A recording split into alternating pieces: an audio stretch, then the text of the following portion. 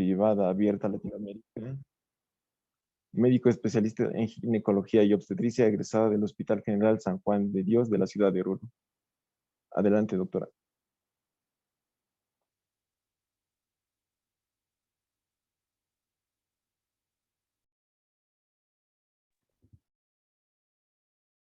Hola. Hola, ¿se escucha? Sí, doctora, buenas noches. Sí, buenas noches. Sí, doctora. Buenas noches.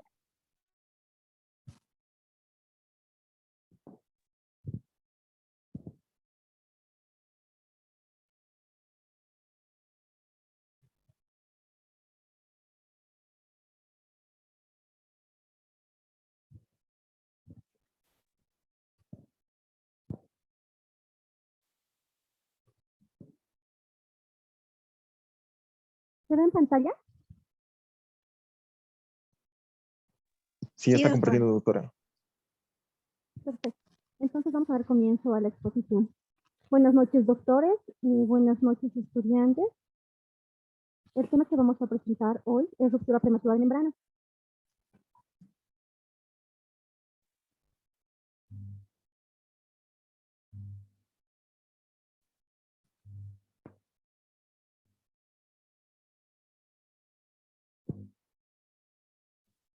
Ya. Vamos a empezar con la definición.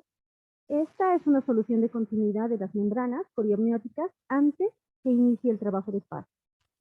Y se va a clasificar en pretérmino y detérmino, que va a ser dado por las 37 semanas de gestación. Menor a las 37 semanas, pretérmino, mayor, detérmino. Los factores de riesgo, vamos a ver las deficiencias nutricionales.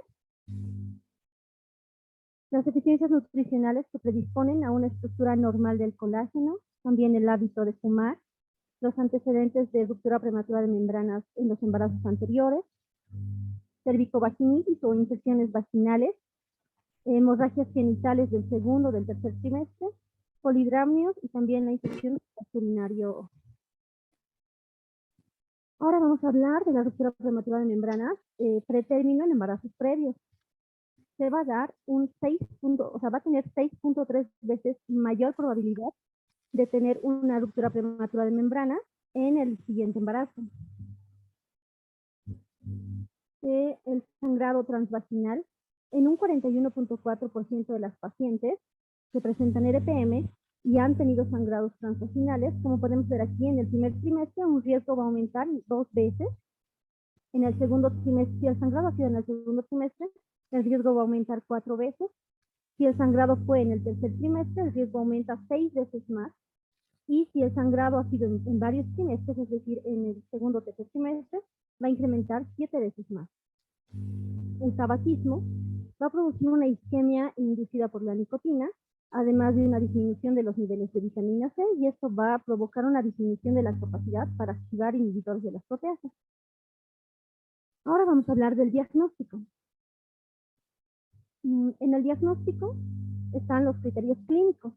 En los criterios clínicos vamos a ver la anamnesis de la paciente. La paciente va a tener un antecedente de eliminación involuntaria de líquido amniótico por los genitales que se va a incrementar con los esfuerzos o movimientos.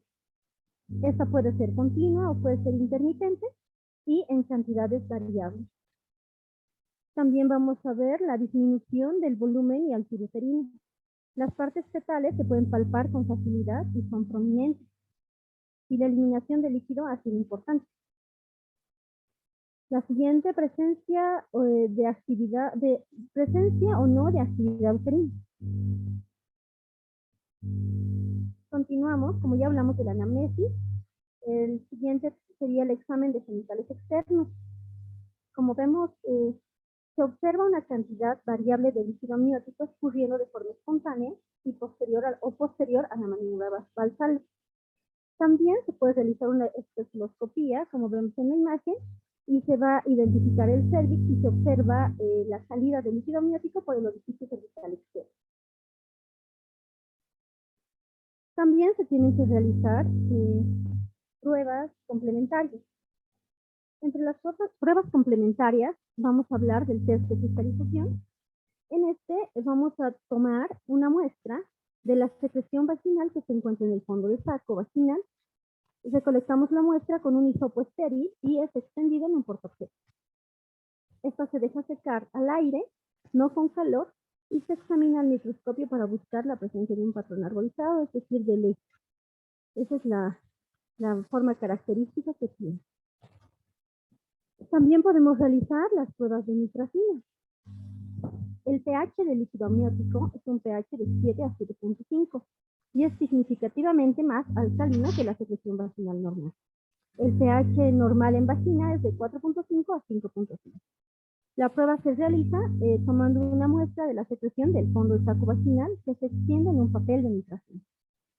Un cambio a color azul verdoso, como vemos en la imagen de abajo, ya nos estaría mostrando un pH de 6.5, o si es un azul marino, sería un pH de 7, con mucha probabilidad que nos sugiere la presencia de líquido amniótico.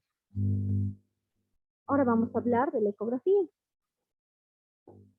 La ecografía nos ayuda a confirmar el diagnóstico de RPM, especialmente cuando la prueba de leche o la de nitracina es dudosa. La ruptura prematura de membranas usualmente se asocia con volúmenes de líquido amniótico bajo. Hay dos tipos de pruebas que se pueden realizar ecográficamente. Se pueden medir usando cualquiera de las dos. La bolsa mayor de contenido de líquido o el índice de líquido amniótico. Entonces, vamos a ver que la medida del bolsón es, la medida normal es de 2 centímetros a 8. Y la medida del índice o del ILA, del índice de líquido amniótico, es de 5 a 24. Diagnóstico específico. La anamnesis sola tiene una exactitud del 90%. La historia clínica y las pruebas de nitracina, el test de cristalización usadas para evaluar una paciente por RPM, sí tiene una exactitud de un 93.1%, pero dos de estas pruebas son positivas. Ahora vamos a hablar de las complicaciones.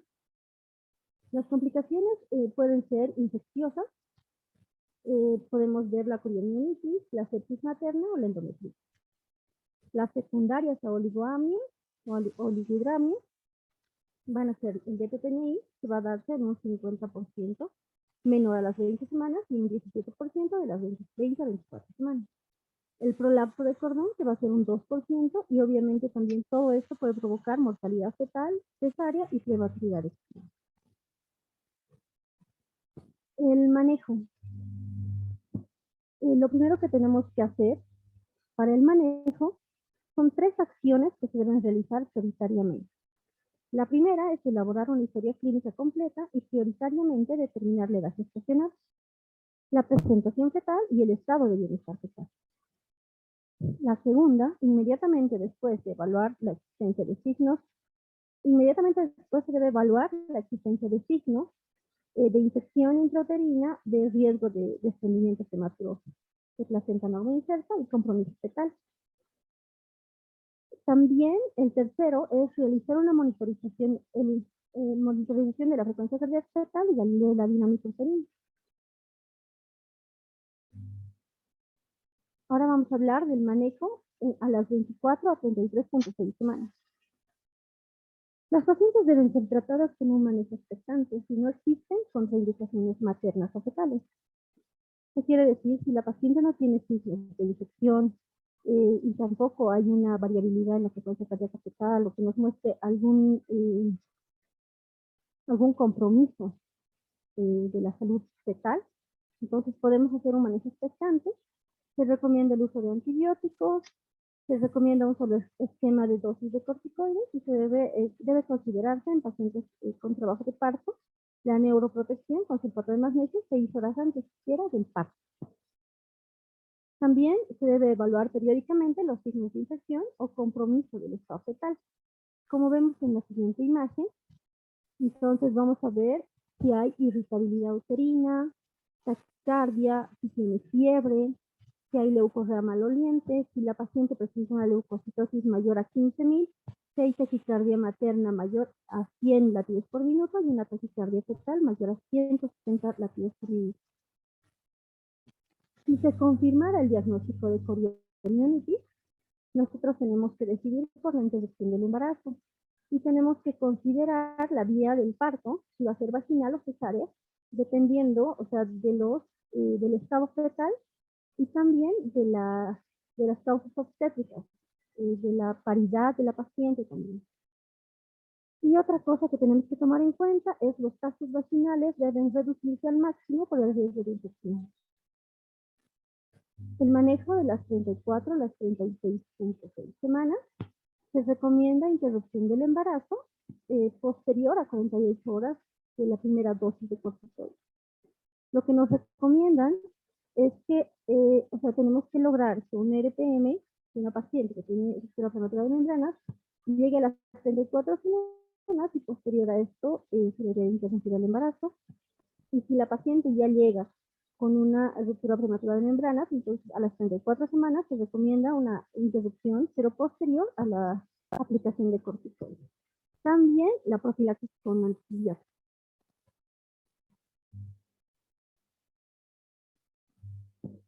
Las voluntades débiles se traducen en discursos, las fuertes en actos. Muchas gracias por su atención, espero les haya gustado el tema. ¿Tienen alguna pregunta?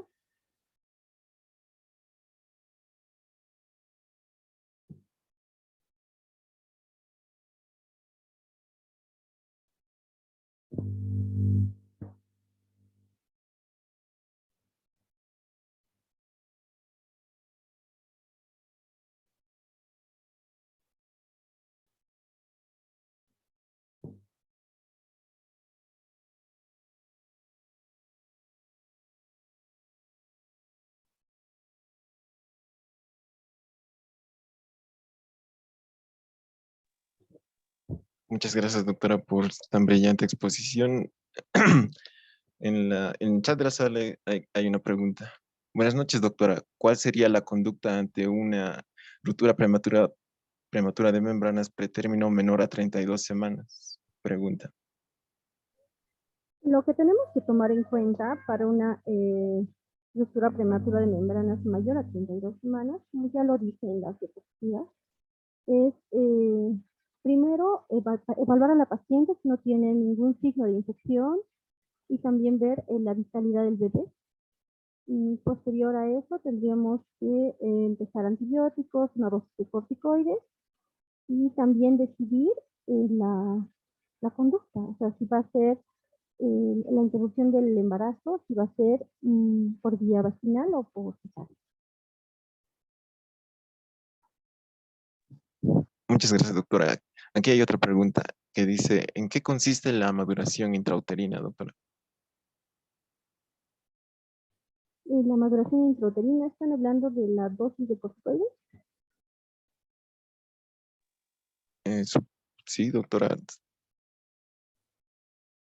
Mm, ¿En qué consiste? Tendríamos que utilizar una dosis de 12 miligramos intramuscular cada 24 horas por 2 dosis. Y se puede hacer una dosis de refuerzo a la semana.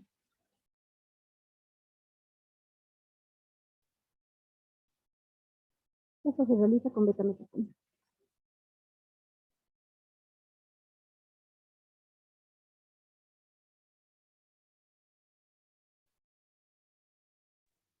Gracias, doctora. Existe otra pregunta. Buenas noches, doctora. ¿Qué diagnóstico nos confirmaría la ruptura prematura de membranas? Pregunta. Como ya también lo dije, existen varias formas de confirmar un diagnóstico. Por ejemplo, el test de cristalización, el test de nitracina, ecográficamente. La clínica es la que nos va a dar un 90% de la confirmación del diagnóstico.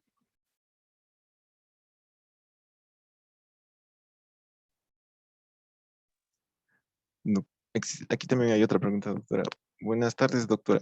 Para la ruptura prematura de membranas, ¿en qué consiste la prueba de cristalografía? Pregunta. La prueba de cristalografía.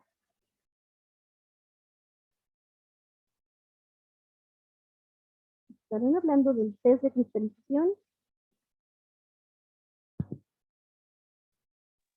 Sí, doctorita. ¿Sí?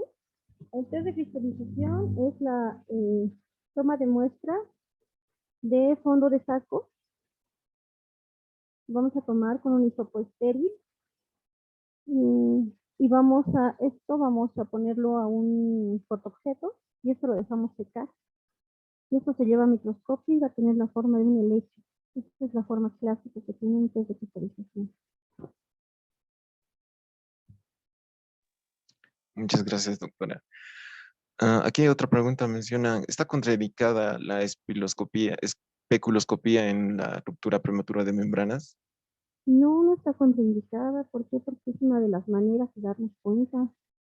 Es una manera para que nosotros podamos ver el orificio cervical externo y una salida directa del líquido neto. Genial. Aquí hay otra pregunta. Buenas noches, doctorita. ¿Cuál sería la conducta si en el caso que no se haya administrado corticoides? ¿Cuál sería la conducta que deberíamos tomar? O sea, ya estamos en el trabajo de parto. No entiendo bien la pregunta. Supongo que se refiere a cuando estamos previos al trabajo, al trabajo de parto, doctora. Ya estamos previos al trabajo de parto y no tenemos otra opción que atender el parto porque no, o sea, el corticoide no nos va a hacer efectos y ya la paciente tiene un trabajo de parto así.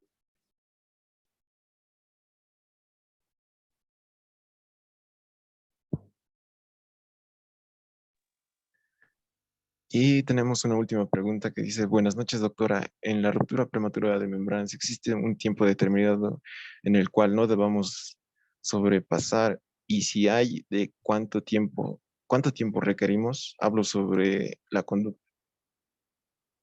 En una ruptura prematura de membranas, y es dependiendo de la edad gestacional y también de la sintomatología de la paciente. Si la paciente se encuentra sin signos de infección, es una paciente en la que no se ven signos en la vitalidad del bebé, o sea, no hay ningún factor de riesgo, entonces lo que nosotros podemos hacer es mantener ese embarazo todavía, se puede mantener hasta las 34 semanas. Pero si digamos es una paciente que ya es un embarazo a término, entonces es mejor inducir el trabajo de parto antes de las 6 horas. Y obviamente siempre hay que utilizar una profilaxis antibiótica para evitar las infecciones.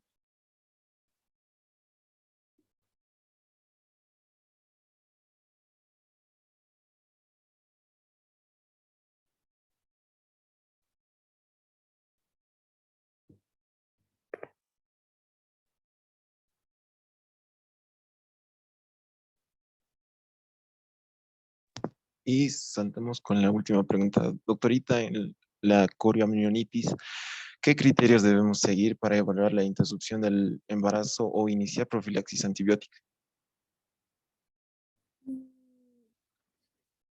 O sea, en una coriomionitis, o sea, si la coriomionitis ya está, eh, ya nosotros hemos diagnosticado una coriomionitis basados en los criterios de GIP, tendríamos que ver una taquicardia materna mayor a 100, taquicardia fetal mayor a 160, una leucocitosis materna, irritabilidad uterina y una leucorrea vaginal. Y tendríamos que iniciar antibióticos, o sea, iniciar antibióticos e interrumpir el embarazo.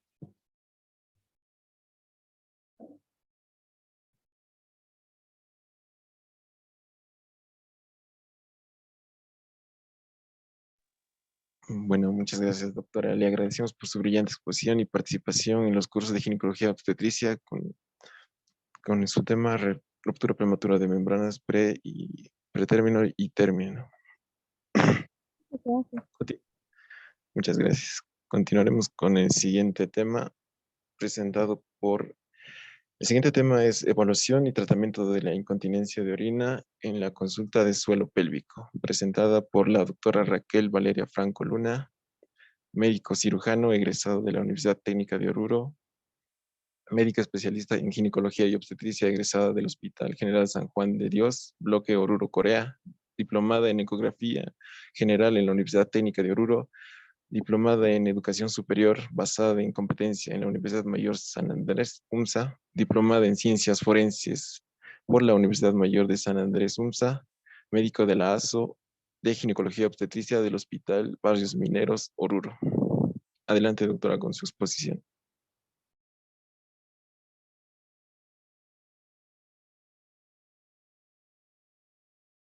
Buenas tardes, ¿me escuchan?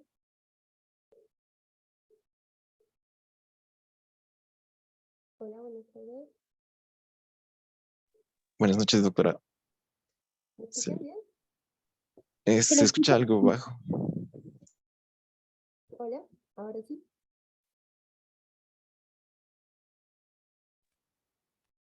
Hola.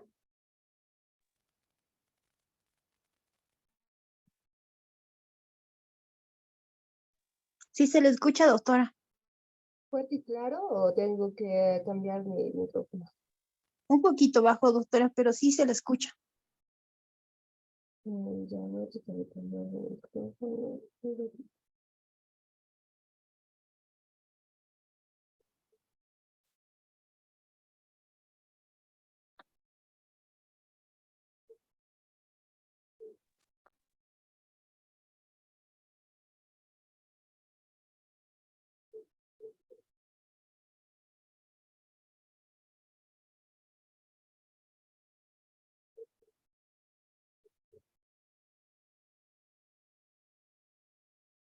¿Se ve la presentación? Sí, doctora, podemos verlo.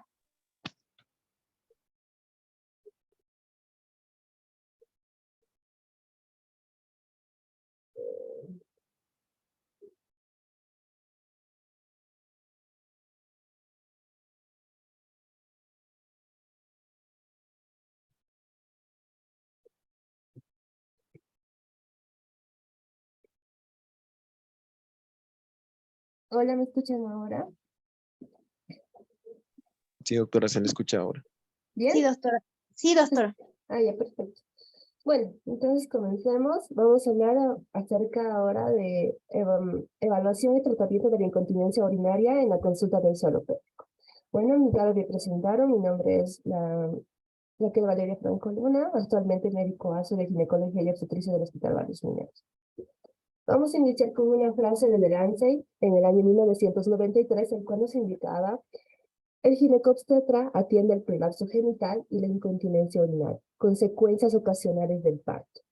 De hecho, fue la relación entre el parto y los trastornos del piso pélvico una de las razones más sólidas para considerar la obstetricia y la ginecología como única especialidad médica.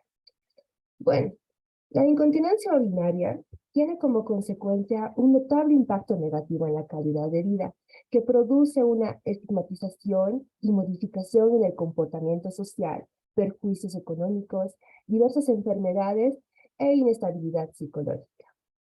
Vamos a hablar el día de hoy de estos siguientes puntos, que son el recuento anatomofisiológico, epidemiología, clínica, clasificación, diagnóstico, y vamos a concluir con el tratamiento. Comenzando con las consideraciones anatómicas, bueno, primeramente vamos a hablar de la vejiga, ¿no? El cual es un órgano revestido de epitelio transicional sobre un corion submucoso y una mucosa gruesa de músculo liso llamado el músculo detrusor de la vejiga, que se distribuye nuevamente en 3 capas, las cuales se encuentran entrecruzadas. Además que vamos a presentar la uretra, la cual va a medir en la mujer de 3 a 4 centímetros, y su epitelio de revestimiento va a variar en un epitelio escamoso estratificado a nivel del esfínter uretral distal y epitelio transicional en la parte próxima a la vejiga. Se conocen dos distintos tipos de componentes esfinterianos, que tenemos el esfínter uretral proximal, que es un esfínter interno liso o del cuello vesical, y el esfínter uretral distal, que es el esfínter externo y estriado.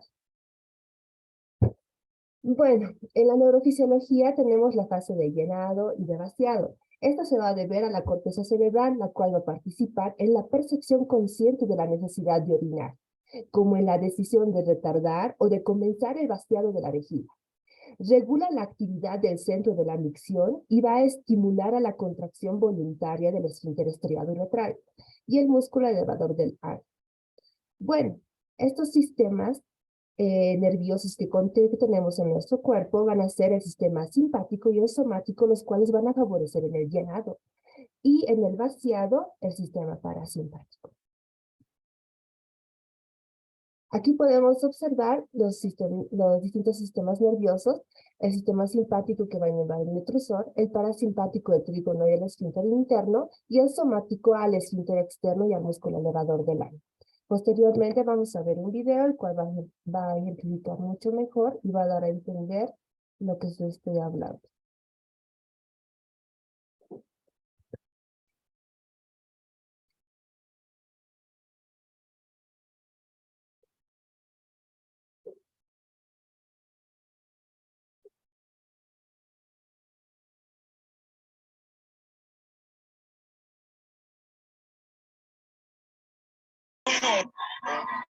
Cara de doncella, pero más bestia que bella.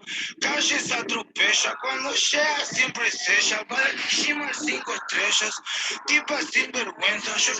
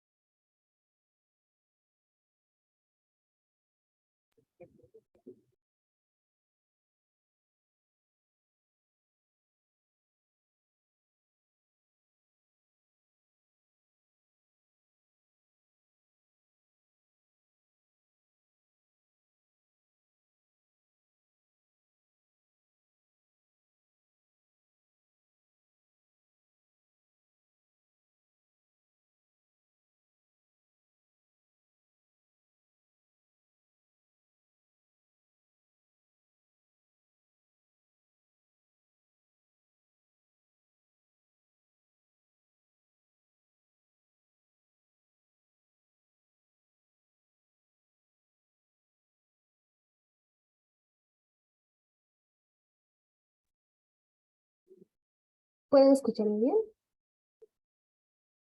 Hola, Doctora, no se escuchó el video. hola, ¿me escuchan a mí? Sí, doctora, la escuchamos. A ver, vamos a ver. No se escucha absolutamente nada.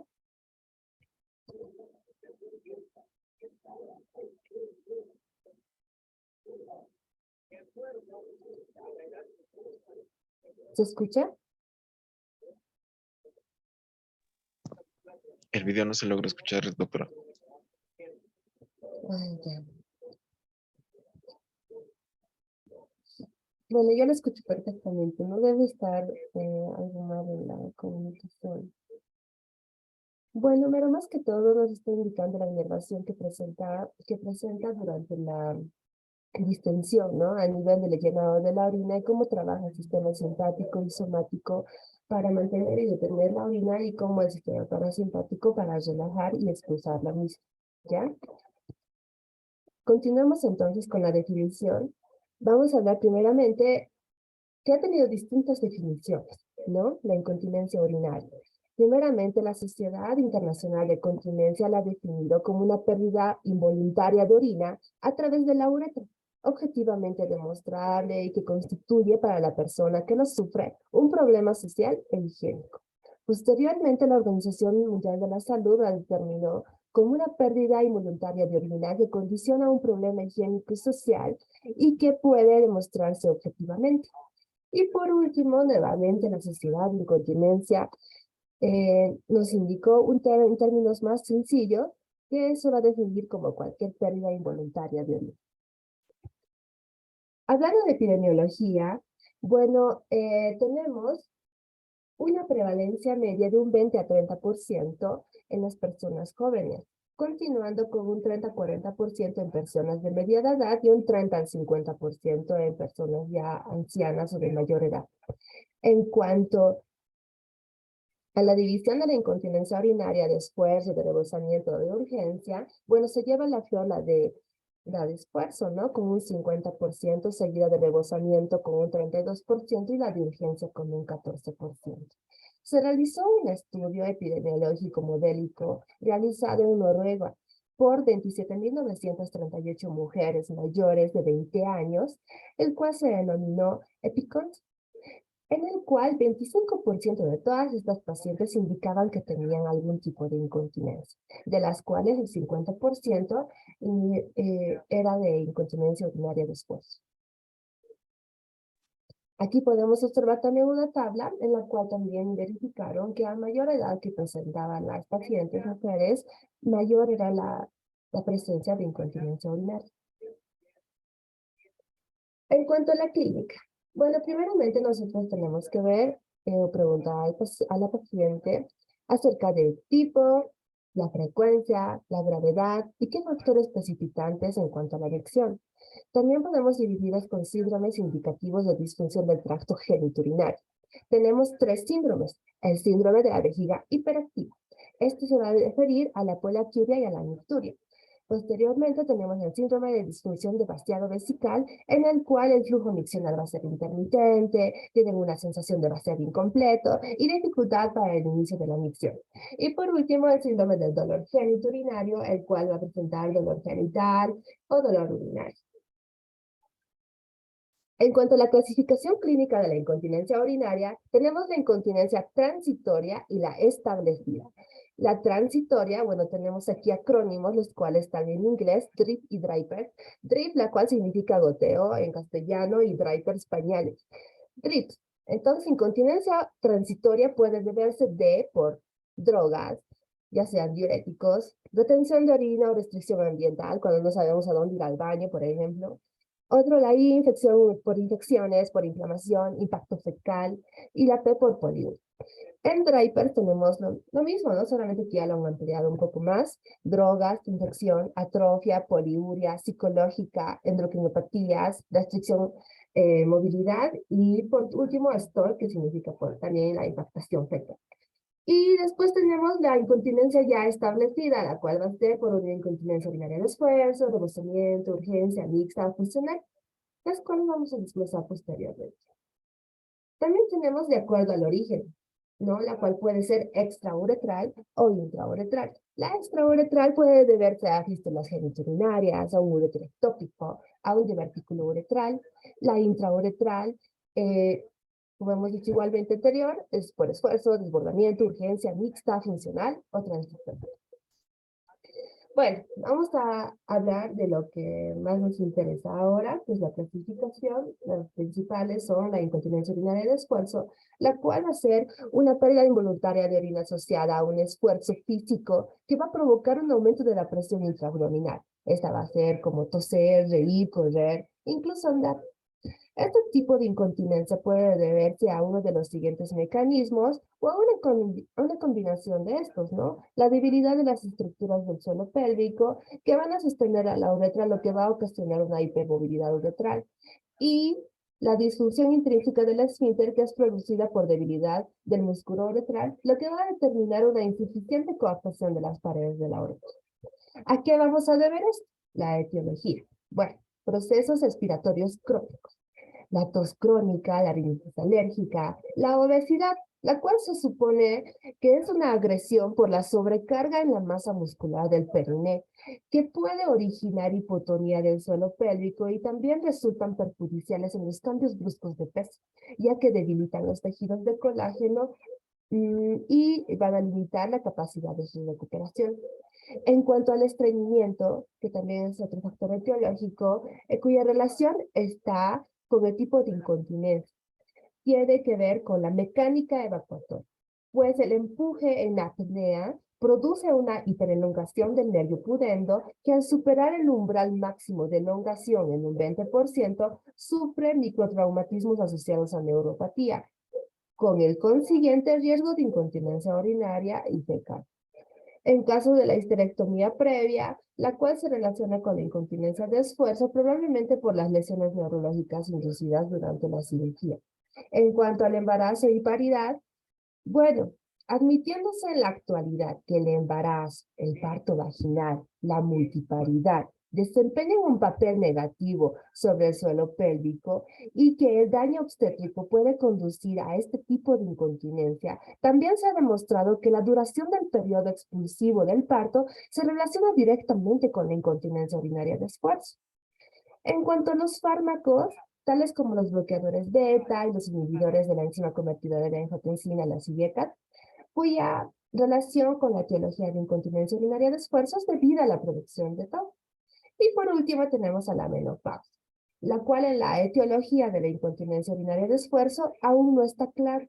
Se admite que no hay pruebas suficientes para afirmar que esta condición causa incontinencia. Numerosos autores consideran que es más probable que el deterioro en estas edades se relacione más con la disminución del tono muscular que con la deficiencia de estrógenos presente en esta etapa. Para otros, esta deficiencia es sin embargo importante como factor etiológico, ya que los estrógenos tienen una acción trófica sobre la mucosa uretral y sobre el plexo vascular submucoso. En cuanto a la incontinencia urinaria de esfuerzo, bueno, es la pérdida, de urgencia, es la pérdida involuntaria de orina asociada a un fuerte deseo de orinar. Se denomina urgencia o micción imperiosa. Se debe a una contractilidad aumentada de la vejiga urinaria que en condiciones normales solo se contrae cuando el sujeto decide orinar voluntariamente. Suele asociarse a síntomas como micción incontrolada, micturia, afección en la fase de llenar. La incontinencia urinaria de urgencia puede deberse a dos tipos: a incontinencia de urgencia sensitiva y a la incontinencia urinaria de urgencia motora. La sensitiva es que se debe a que los impulsos sensitivos muy potentes enviados desde receptores de la tensión-presión de la pared vejical, mientras que la motora es debido a un fallo inhibitorio motor del reflejo de la micción. Entre estas igualmente tenemos nuestras etiologías. La primera es de origen desconocido, en cuyo caso no hay una causa subyacente. Suele deberse a patrones de la evacuación, los cuales se encuentran alterados. En cuanto a los trastornos neurológicos, pueden ser debido a una enfermedad de Alzheimer, esclerosis múltiple, accidente cerebral, enfermedad de Parkinson, diabetes. En cuanto a las alteraciones del urotelio, bueno, son patologías inflamatorias y irritativas como una infección urinaria, carcinoma urotelial o litiasis. En cuanto a los fármacos, bueno, por diuréticos, sedantes, hipnóticos, la cafeína, el alcohol. Bueno, hablamos de la incontinencia urinaria mixta. Bueno, es la pérdida que se produce por un doble mecanismo, ¿no? Incompetencia esfinteriana por hiperactividad de trusor. En cuanto a la incontinencia urinaria por rebosamiento, bueno, es la pérdida involuntaria de orina producida cuando el volumen de la vejiga supera su capacidad. Esta igualmente clínicamente se puede manifestar con síntomas suscitativos, obstructivos, goteo posmiccional, pérdida de orina por goteo o por chorro. Esta, bueno, igualmente puede deberse por, como he dicho, por tipo obstructivo o por lesión urológica. Ahora, ¿cómo vamos a realizar su diagnóstico? Primeramente vamos a comenzar con la anamnesis, ¿no? Tenemos que buscar la identificación de factores de riesgo como la valoración de los síntomas. En cuanto a los factores de riesgo, tenemos que saber la edad, como hemos dicho, a mayor edad, a mayor predisposición de incontinencia urinaria, el embarazo y la paridad, que también hemos dicho por el daño del suelo pélvico, la obesidad, lo mismo que también per se produce también daño a nivel del suelo pélvico, prolapso de órganos pélvicos, enfermedad del sistema nervioso central, cardiopatía e hipertensión arterial, ¿no? Con tratamiento con diuréticos. Aquí tenemos también los fármacos. Los pacientes, si están consumiendo algún tipo de fármaco, igualmente tenemos que buscar o preguntar qué fármaco están consumiendo para ver si se relaciona o no con la causa, ¿no? En cuanto a la valoración de los síntomas, tenemos que preguntar el momento, la frecuencia, los síntomas concomitantes y el número de absorbentes que utilizan para la paciente. Aquí también podemos hacer una tablita en la cual podemos ver las preguntas que se puede hacer a la paciente, ¿no? ¿Con qué frecuencia pierde la orina? Nos gustaría saber también su impresión acerca de la cantidad de orina que usted cree que se le escapa, la cantidad de orina que pierde habitualmente. Estos escapes de orina que tiene, ¿cuánto afectan su vida diaria? ¿Cuándo pierde orina? Entonces, esas son las preguntas que nosotros tenemos que revisar en nuestra anamnesis, ¿no? Entonces, ya todos englobamos los síntomas climatéricos, el uso de medicamentos, paridad, hábitos. Bueno, ahora pasamos al examen físico. Primeramente tenemos que hacer una exploración general, la valoración del estado general de salud de la paciente, datos antropométricos para saber el índice de masa corporal, alteraciones en la marcha, tos, dificultad respiratoria. En la parte de la exploración neurológica, el suelo pélvico recibe inervación de las raíces del S2 al S4. La valoración de la sensibilidad perineal, la cual la podemos realizar con un hisopo o clip. La valoración de los reflejos bulbocavernoso y perineal, la cual se puede realizar con una estimulación a nivel de la zona paraclitoridea o a nivel de la piel vecina, la cual se encuentra a nivel del ano, ¿no? Para producir la contracción del esfínter anal. Posteriormente, realizar una inspección ginecológica, ver la vulva, cicatrices, signos de atrofia, a nivel vaginal lo propio, buscar masas pélvicas, ver si hay prolapso, qué grado de prolapso hay. Y luego realizar estos test que están aquí en la pantalla. Comenzamos con el test de Bonnet. ¿De qué trata este? ¿Es a prueba de esfuerzo o test de Bonnet? Se realiza con la vejiga llena, es una prueba de esfuerzo. O sea, vamos a invitar a la paciente a toser o a realizar tensión o presión, Valsalva, tanto en bipedestación como en posición ginecológica. Vamos a tratar de visualizar fugas de orina secundarias a la incompetencia esfinteriana. La prueba del Q-tip test.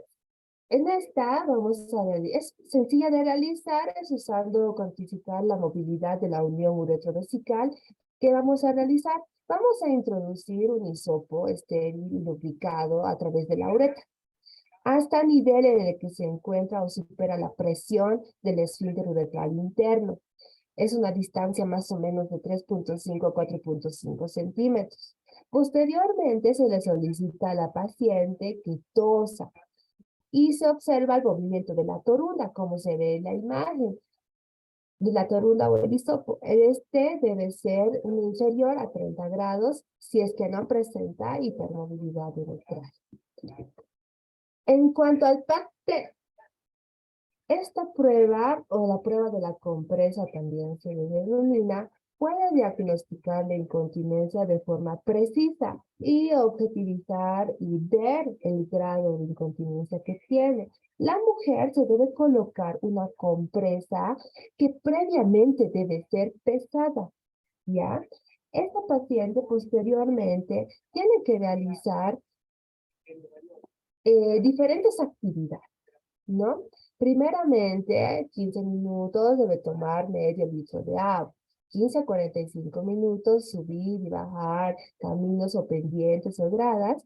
Y 45 a 60 minutos debe levantarse y sentarse 10 veces. Debe toser 10 veces. Debe correr 1 minuto. Levantar un objeto del suelo 10 veces. Y levantar las manos 1 minuto. Posteriormente agarramos la compresa, la pesamos y la clasificamos como está aquí. Si la compresa está con un valor superior de igual o menor a 1 gramo, tenemos una persona incontinente. Una persona con incontinencia leve debería haber aumentado de 1.1 a 9.9 gramos su compresa, moderado de 10 a 49.9 y severo mayor o igual a 50 gramos. Aquí igualmente tenemos las referencias. Y ahora vámonos al test de Marshall o Bonnet.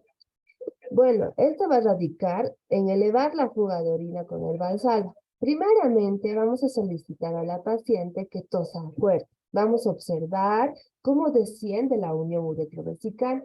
En caso de existir incontinencia urinaria, se verá un escape de orina. Posteriormente, nosotros vamos a elevar el cuello de la vesical, como se ve en la imagen, con dos nuditos, ¿no? El índice y el medio. Vamos a presionar a los lados y se va a solicitar a la paciente que tosa de nuevo. Si no se demuestra fuga de orina, se considera positiva. Sugiere una incontinencia urinaria por hipermovilidad retral. En cuanto al diario miccional, bueno, esta es una anotación de las micciones en una hoja diseñada para tal fin. Aquí está la hoja.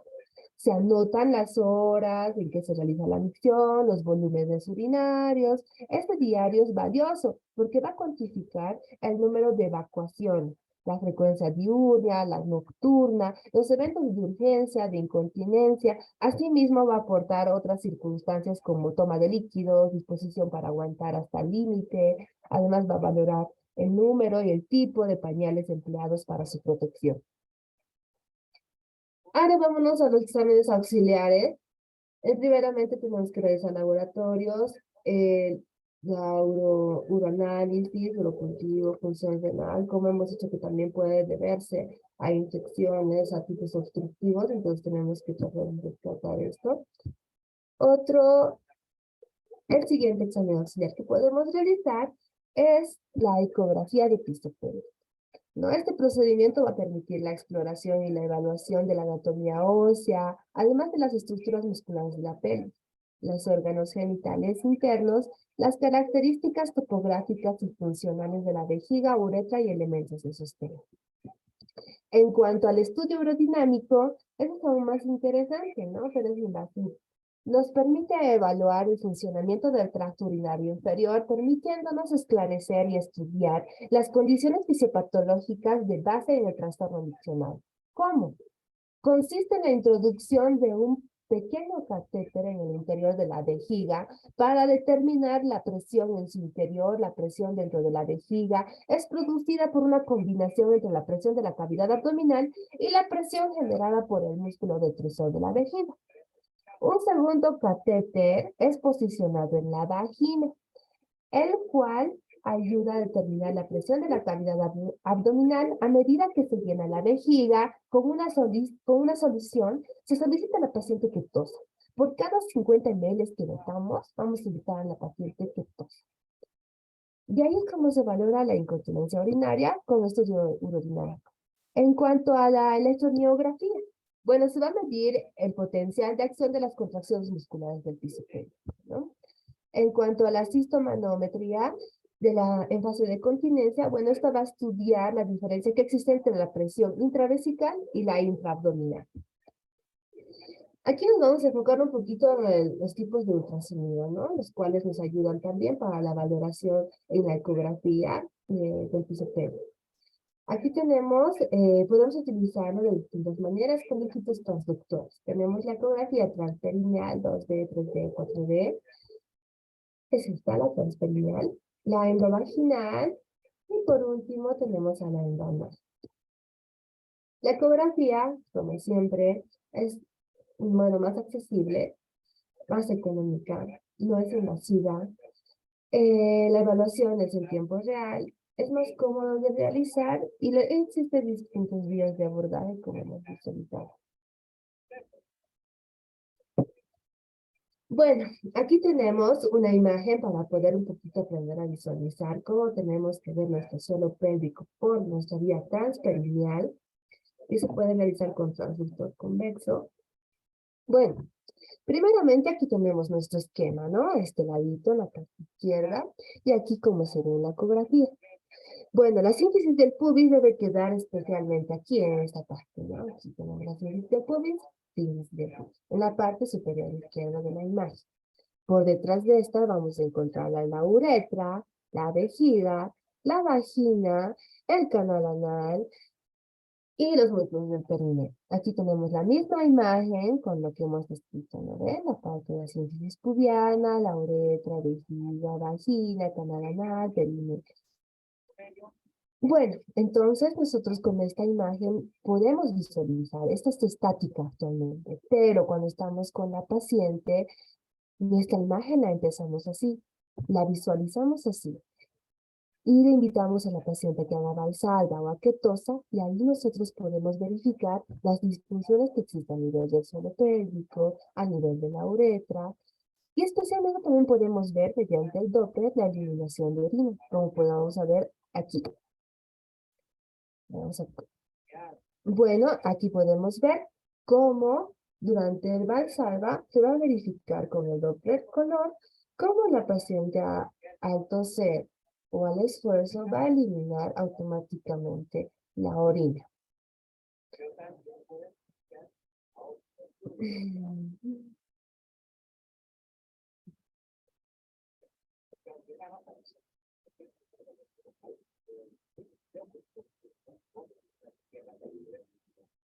Bueno, ahí tenemos la imagen, la cual al valsalva va a comenzar a eliminar la orina automáticamente.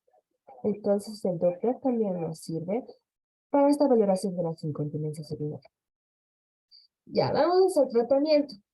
Vamos a comenzar con las medidas generales e inespecíficas, las cuales es la modificación del hábitat o de las barreras arquitectónicas, es decir, del acceso adecuado al baño, la facilidad que tenga, especialmente esto para las personas ancianas, ¿no? Las medidas higiénico-dietéticas, bueno, el consumo de alcohol, cafeína, cerveza, té, la cual también nosotros disponemos de un llenado fácil de la vejiga. La modificación de fármacos que alteren la continencia urinaria, especialmente los diuréticos. Ahora con las técnicas de modificación de la conducta como de entrenamiento vesical, o micciones programadas en las cuales la persona elige horarios específicos para que realice la micción, para reentrenar a la vejiga. En cuanto a los ejercicios del suelo pélvico, bueno, esta es una contracción que se debe hacer durante el proceso de la micción, es decir, durante la micción estamos a la mitad del chorro miccional, nosotros suspendemos mediante contracción la orina. Es un adecuado ejercicio que se le puede realizar ambulatoriamente y en la casa. En cuanto al tratamiento farmacológico, bueno, esto ya es un poquito más tedioso, pero cada quien tiene su fin, ¿no? En incontinencia urinaria de esfuerzo va a ir el tratamiento al mantenimiento de la resistencia uretral, es decir, los nervios, músculo liso, estriado, la mucosa y vasos sanguíneos. ¿Qué vamos a utilizar?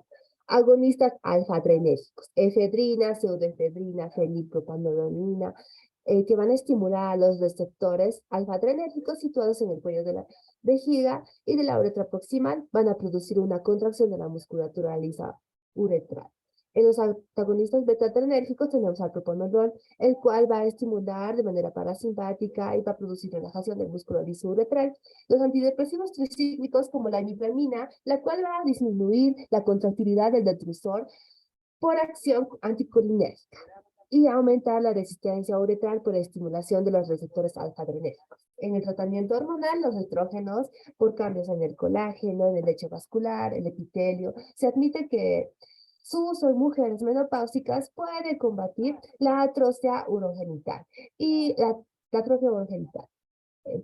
En cuanto a los inhibidores de la recaptación de la serotonina y noradrenalina, tenemos a la duloxetina, el cual va a inhibir la actividad y a nivel del esfínter uretral externo, inhibiendo la actividad a nivel del esfínter uretral externo. En cuanto a la incontinencia urinaria de esfuerzo, hemos pasado a la de urgencia. En cuanto a la incontinencia urinaria de urgencia, este tratamiento tiene como objetivo inhibir las contracciones involuntarias del músculo detrusor, puesto que la contracción vesical tiene lugar por activación mediada por acetilcolina de los receptores muscarínicos presentes en el músculo detrusor. Estos fármacos son los anticolinérgicos y los antimuscarínicos como el flavoxato, oxybutynin, la tolterodina, y los antidepresivos tricíclicos, la imipramina, y los análogos de la vasopresina, la desmopresina. En cuanto a la incontinencia urinaria de rebosamiento, bueno, esta se va a enfocar a la presión intravesical que supera la máxima presión uretral sin que exista la actividad del detrusor. La actitud terapéutica estará en función de que haya o no un residuo postmiccional.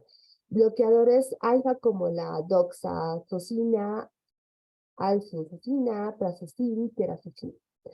Bueno, Ahora vamos a hablar acerca de los ejercicios de rehabilitación del suelo pélvico, el cual también tiene que realizarse como parte del tratamiento, ¿no? Primeramente tenemos la interrupción del chorro de orina, el cual ya se había explicado anteriormente, que cuando se está orinando, tratar de detener la salida de orina. Se puede hacer, quiere decir que, bueno, se está usando los músculos adecuados si es que lo pueden suspender, ¿no? Se hace una en posición sentada, con el tronco ligeramente inclinado hacia adelante y con las piernas separadas. Posteriormente, en cuanto a la realización, realizando el tacto rectal, bueno, como si se tratase de evitar la salida de aire del intestino, de controlar un episodio de diarrea, hay que contraer los músculos que utilizaríamos para hacer. Entonces, de eso se trata lo del tacto rectal. En cuanto a nivel vaginal, el tacto vaginal, bueno, en posición acostada, introducir un dedo en la vagina, apretar como si se tratase de detener la salida de orina. Si se siente que se aprieta el dedo, bueno, en esta sería que está utilizando las músculos. Bueno, en cuanto a la parte quirúrgica, tenemos la suspensión retropúbica, la cual se realiza por una incisión a nivel abdominal. Se realizan puntos de sutura a nivel de la uretra o del cuello vesical. Se los aplica fijamente a nivel de la pared pélvica. Se los tracciona realizando aquí un cambio de la angulación y el posicionamiento de la uretra, lo cual así va a ayudar en cuanto especialmente a la hiperactividad uretral. Lo mismo se puede realizar por vía laparoscópica, ya realizando incisiones pequeñas utilizando un endoscopio. Y aquí tenemos también la técnica del mini sling, ¿no? Estas son ya mallas. Aquí tenemos al mini sling, aquí tenemos la guía retráctil de inserción. Podemos observar aquí la malla más de cerca y sus partes, ¿no? Los brazos de fijación, las anclas, la malla posicional que tiene aquí justo en la parte media de la uretra, la malla de polipropileno y los hilos de sutura. ¿Cómo se van a insertar estos? Bueno, aquí tenemos la aguja, ¿ven? Por la cual nosotros podemos colocar el ancla de nuestra malla. Posteriormente, nosotros tenemos que realizar un punto fijo entre el clítoris y la uretra, como se puede ver en la imagen. Buscamos un punto medio y trazamos una línea imaginaria, ¿no? Y está asimismo una línea imaginaria a nivel genitofemoral. Aquí tenemos dos puntos, ¿verdad? Estos dos puntos van a ser nuestros puntos de referencia para la colocación del mini sling. ¿Qué vamos a hacer ahora? Bueno, nosotros necesitamos en la cara anterior de la vagina, nosotros vamos a comenzar a introducir nuestro mini sling y le vamos a fijar a nivel de los músculos, ¿no? Y posteriormente la parte contralateral. El punto medio, bueno, se va a fijar a nivel de la uretra y así concluye el procedimiento. Este es mínimo, pequeño, pero tenemos también otro, que es ¿no? El transobturador, el cual se utilizan ya agujas en T, estas son las agujas T, el sling y el protector uretral. Aquí tenemos obviamente el sling otra vez, sus partes del sling, la pestaña de posición en esta parte es la que va a ir a la uretra. Y aquí tenemos lo mismo, aquí tenemos la aguja T, y aquí nuevamente el sling. ¿Qué vamos a hacer ahora? Bueno, trazamos la misma línea imaginaria, pero esta vez vamos a realizar incisión. Realizamos las incisiones y posteriormente nos vamos a la parte de la cara anterior de la pared vaginal, donde vamos a introducir nuestra T. Bueno, utilizamos el protector uretral, ahí tenemos nuestra aguja, la cual vamos a colocar nuestro hilo de sutura y vamos a introducir. Este es transobturador, vamos a atravesar el obturador y vamos a llegar a nuestra incisión. Realizamos nuestra colocación, traccionamos el hilo de sutura, igualmente lo realizamos en la parte contralateral de la misma manera, lo insertamos a la aguja, pasamos por la pared anterior de la vagina, pasamos por nivel transobturador y traccionamos posteriormente el hilo. Fijando ambos, traccionamos la malla a nivel uretral. Se supone que esta es libre de tensión, por lo que tenemos que asegurarla perfectamente a la uretra y luego cortar nuestra malla sobrante. Fijar nuevamente, asegurar, como se ve en la imagen, y posteriormente cortar lo que resta de la malla.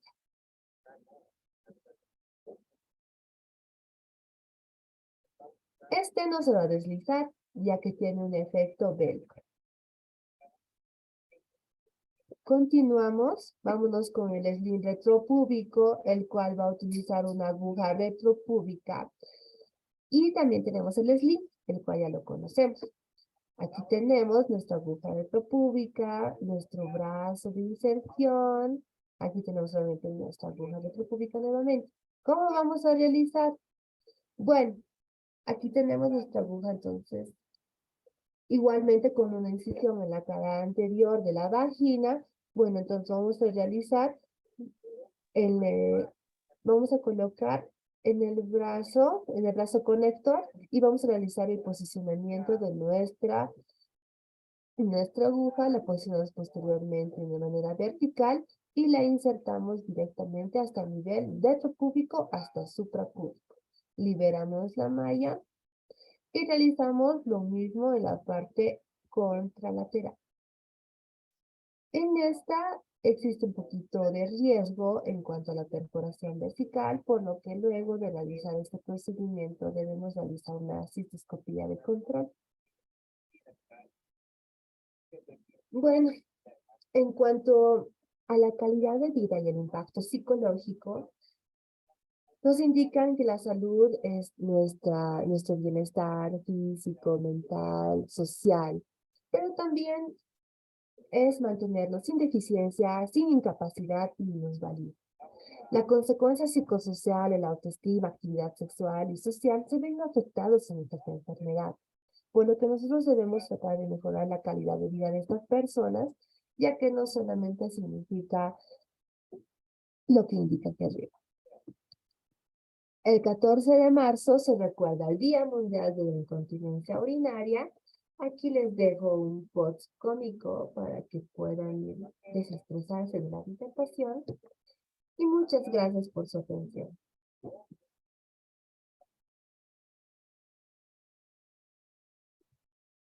Bueno, muchas gracias, doctora. Y ahora veremos si hay preguntas.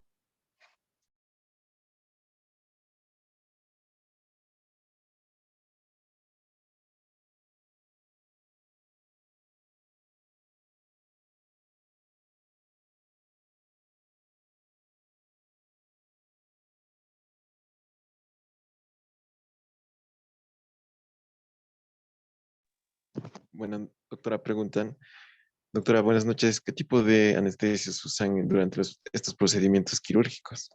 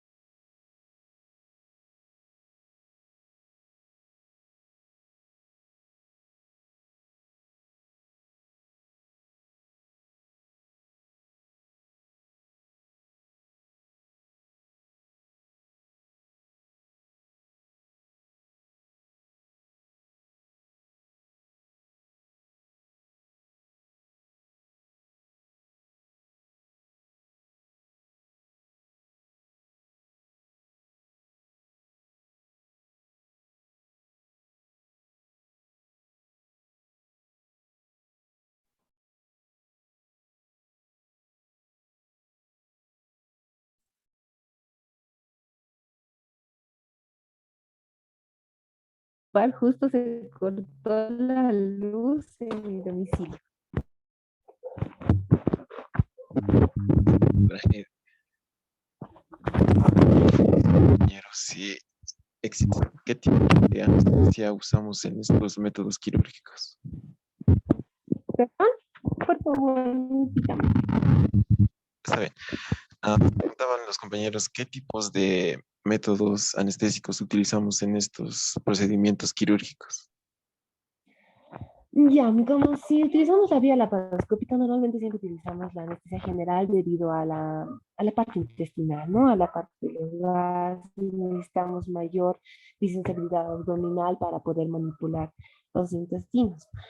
En otra cosa, en cuanto a la parte de la utilización de los mini slinks o el slink o el TOT, incluso pueden utilizar o solamente una anestesia regional, incluso algunos están utilizando solamente la local en la parte de la inserción retropúbica, ya que solamente es una inserción a nivel muscular, ¿no? Solamente realizan un bloqueo a nivel del área con anestesia local y se coloca, ¿no? La TOT, la transpúbica, pero para evitar la incomodidad de la paciente o cualquier otro tipo de dolor, de acuerdo también al lugar del dolor de la paciente, se realiza la anestesia regional. Pero en cuanto a la vía laparoscópica, la general.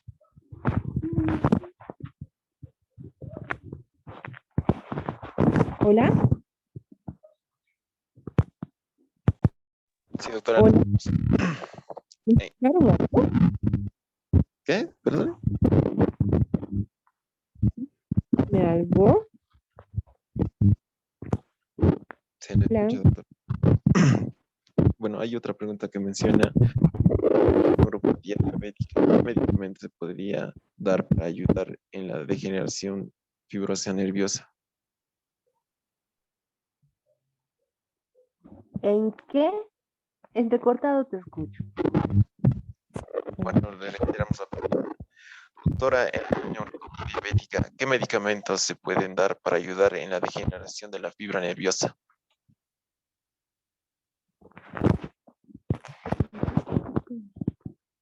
Está muy entrecortado. Escucho como viento.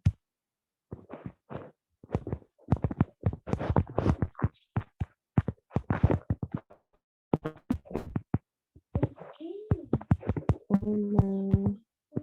Creo que tampoco. Le escucho, pero en un ¿qué Hola. medicamentos se puede Es dar para viento. la degeneración fibra nerviosa?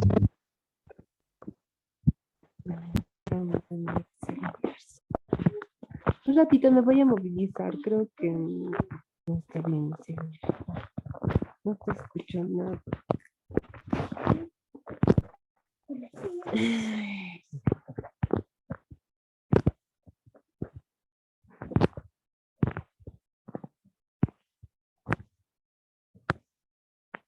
Nada. No,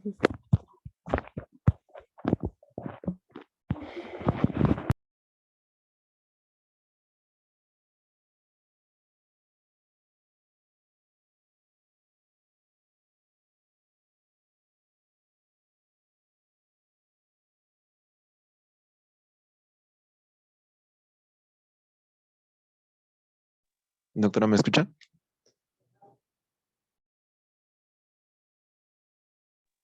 Creo que salió de reunión un rato para reconectarse.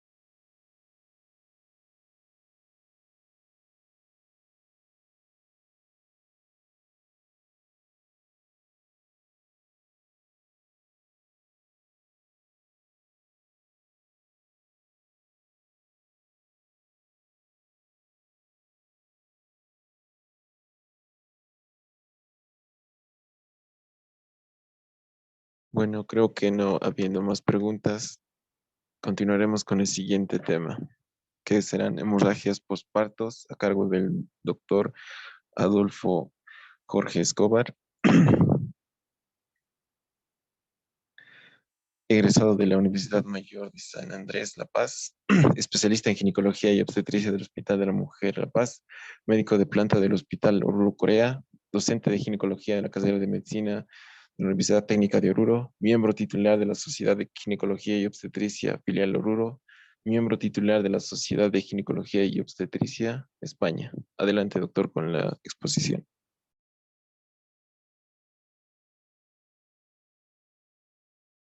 Muy bien, buenas noches a todos, muchas gracias. Vamos a agrandar la imagen.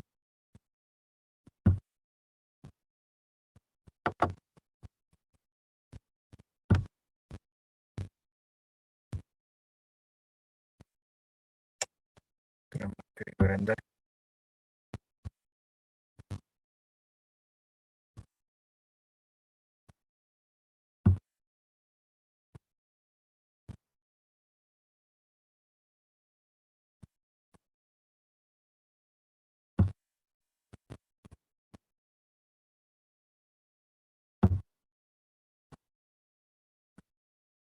¿Se ve? No, doctor, no.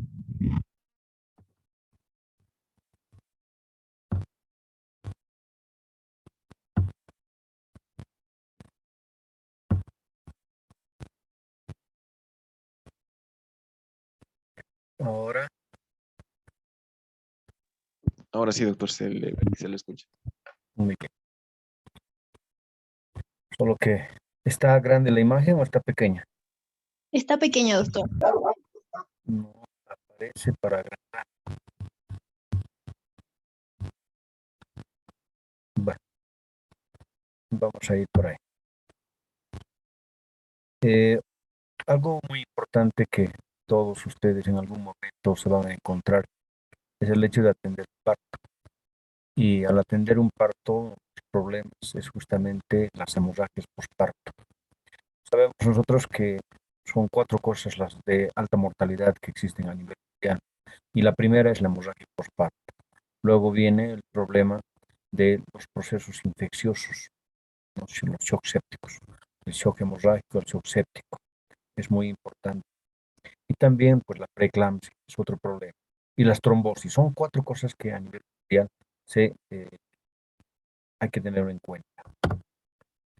Entonces, estas hemorragias, hemos dicho, están entre las primeras causas de muerte materna a nivel mundial. Para hablar de hemorragia, pues lo más importante es tratar de ver cuánta de sangre está perdiendo. De tal manera que esa cuantificación a veces es muy difícil. Dicen unos 500 ml y otros dicen prácticamente 1000 ml en lo que es, digamos, una cirugía y 500 en un parto. Pero eso es un poco difícil de hacer ese cambio, porque hay un cambio en el hematocrito del 10%. ¿No? Tenía que estar con su laboratorio, en el mismo momento, ¿verdad? Entonces, eso, ven ustedes hemorragia y hay que llamar ya de inmediato a todo lo que significa, ¿sí? Sabemos que la hemorragia posparto son rápidas, inmediatas, ¿no? En las primeras 24 horas después del parto. Ya inclusive, una vez que salga la placenta, ya empieza a sangrar. O muchas de las veces se lleva ya a su cama y en su cama sigue sangrando, ¿no? Y si hay también, por supuesto, hemorragias tardías, pasadas las 24 horas, pero que es en menor cuantía, porque generalmente ya se han dado medicamentos, ¿sí? Entonces, las hemorragias, por supuesto, los que vemos es en el embarazo hay un 22%, en el parto 22% y en el puerperio, fíjense, 55%. De eso es lo que estamos hablando, la gran cantidad de hemorragias que se producen en el puerperio, ¿sí? Entonces, esa pérdida sanguínea que decíamos, tiene que estar muy ducho para calcular prácticamente cuánto está perdiendo. Es decir, más de 500 ml, más de 1000 ml, ¿no? Un poco difícil, ¿no? De tal manera, hay que tener en cuenta también que las pacientes que han tenido sangrado pueden volver a tener otro sangrado en el próximo parto. ¿Sí? Bueno, y hablamos, ¿cuál es la causa? La etiología. Es multifactorial, por supuesto. ¿Ya? Entonces, hemorragia postparto inmediata es la más común que hemos dicho y que hay que reducir a 4 cosas primero. El tono, tejido, trauma y trombina. Las denominadas 4 Ts, o sea, las causas del sangrado postparto. Tono, tejido, trauma, trombina. ¿Sí? Al tono se refiere sobre lo que ha habido generalmente por sobredistensión uterina, en caso de polidramios, embarazos múltiples. Entonces eso ya está haciendo de que el útero está sobredistendido, que puede tras el alumbramiento darnos hemorragia. O agotamiento del músculo uterino, aquellos partos rápidos, precipitados, o partos muy prolongados, trabajo de partos muy prolongados, ¿no? O una multiparidad, una paciente que ya tiene muchos partos, ¿no? O el uso de analgésicos de conducción, ¿no? Anestesias con algo halogenados. Entonces, eso es muy peligroso, sobre todo el parto precipitado. La gente en nuestro medio utiliza oxitóxicos caseros, mates de azar, mates de orégano, y esa era una serie de mates que también he escuchado en el Oriente, y que pues van a producir contracciones muy rápidas, se va a producir el parto, pero porque se ha producido muchas contracciones, el útero se agota y sale el producto y ya no quiere salir la placenta. Entonces ahí uno tiene que darse cuenta de que el útero está agotado y eso se llama el tono. Entonces también el tono va a disminuir cuando la paciente ha tenido una corionitis, una infección intraamniótica, ¿no? Ahí se puede ver por la fiebre, ¿no? Sobre todo en las rupturas prematuras de membranas. Hay que tener mucho cuidado. Primero hay que enfriar el cuadro y luego pues sin atender el parto, ¿no? También las distorsiones anatómicas, ¿no? Fibromas o miomas uterinos, placenta previa o algunas anomalías uterinas que van a producir y que significa que el tono esté alterado. Entonces, la hemorragia obstétrica, el tejido. ¿Por qué? En el tejido vamos a ver procesos etiológicos, restos ovulares principalmente, ¿no? Porque hay adherencias anormales de la placenta, o se han quedado cotiledones, ¿no? O finalmente la tensión placentaria, ¿sí? O bastantes coágulos de sangre retenidos. Después tenemos que la placenta está incompleta al salir, o que la paciente haya tenido cirugías uterinas previas, multiparidad también, placenta normal por ultrasonido, y finalmente esto nos va a dar una atonia uterina. Entonces, la retención de restos nos da, de hecho, una atonía. O sea, se mezclan estas dos cosas muy importantes, el tono y tejido.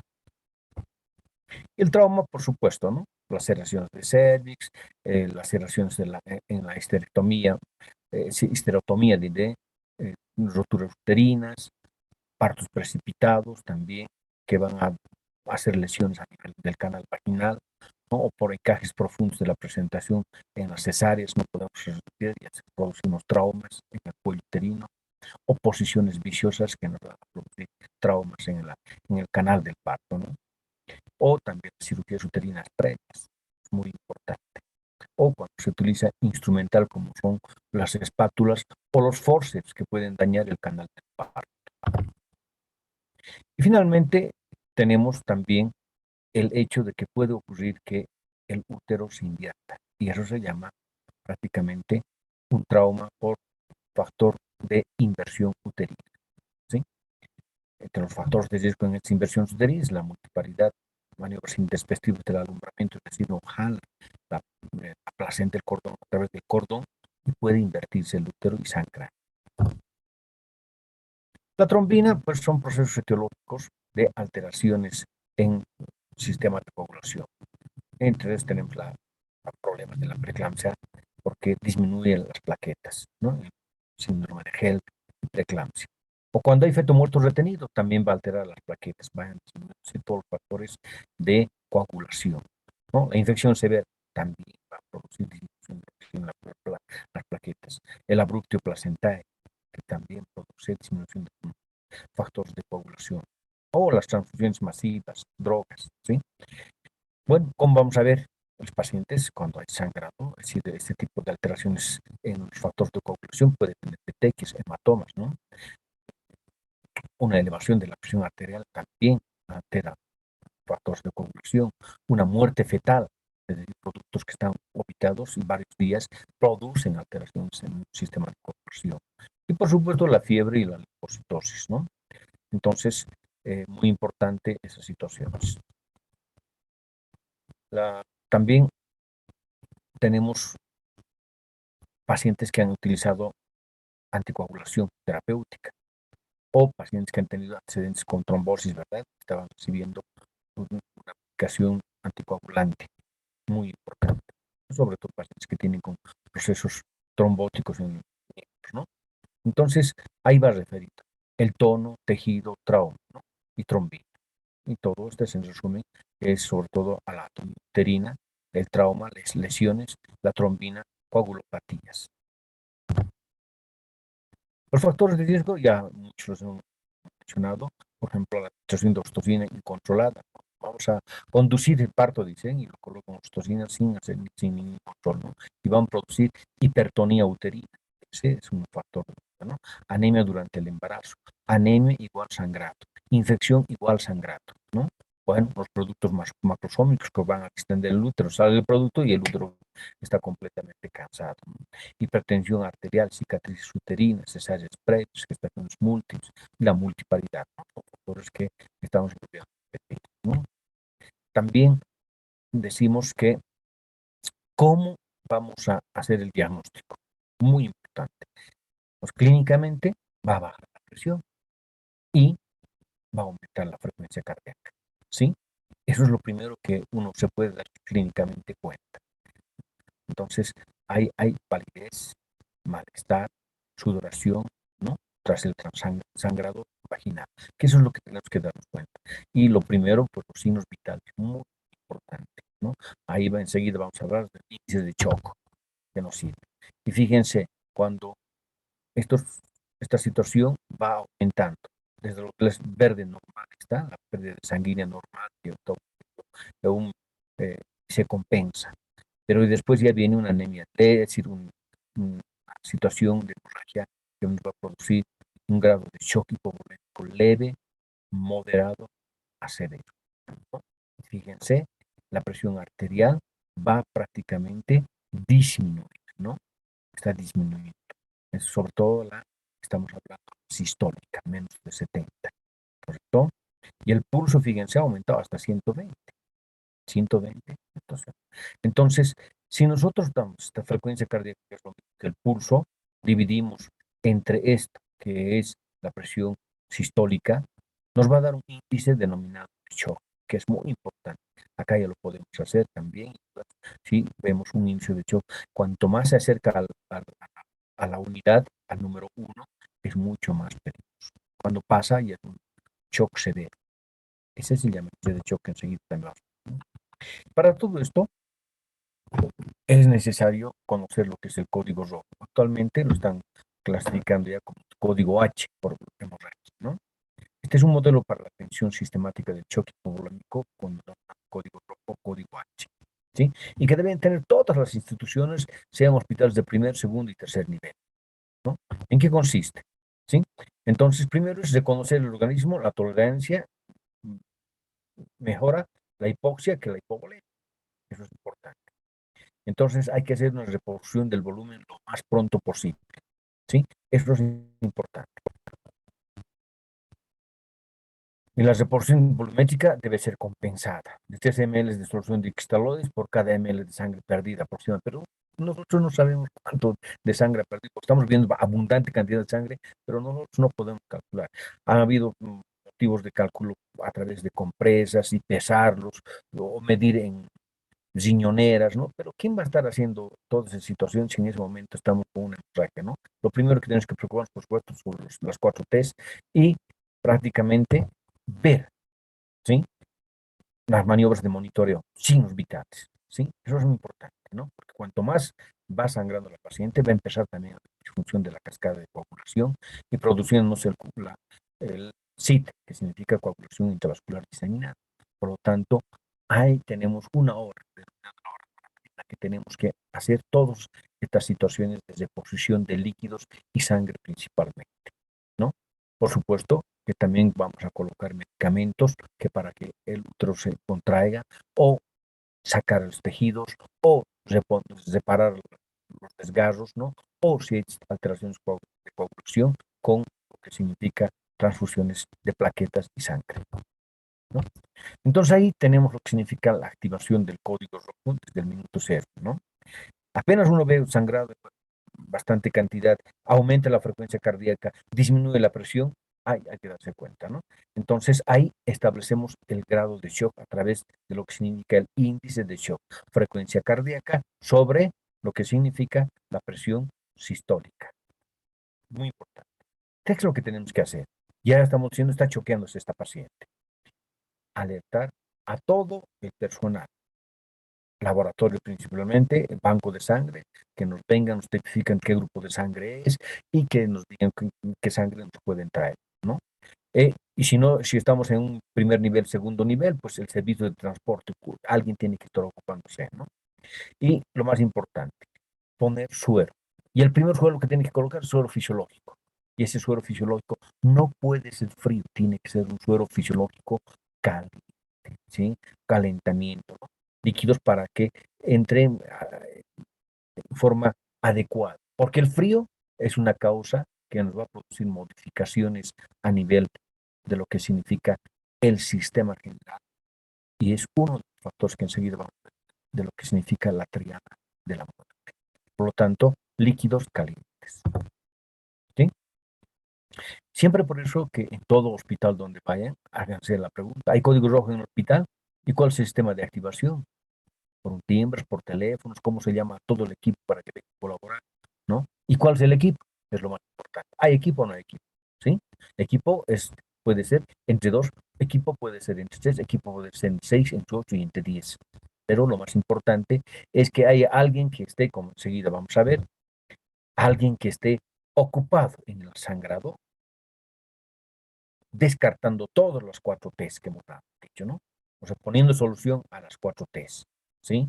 Otra, que esté en la cabeza prácticamente viendo cómo está la paciente en su estado de conciencia, la palidez de las mucosas y esté colaborando con lo que significa todo lo que es la conciencia de la paciente y alguien que esté en los brazos colocando sus vías, ¿no? Entonces de acá nos va a también colaborar en todo lo que significa la toma de signos vitales, ¿sí? Hay alguien y otro colocando vías. Eso es importante.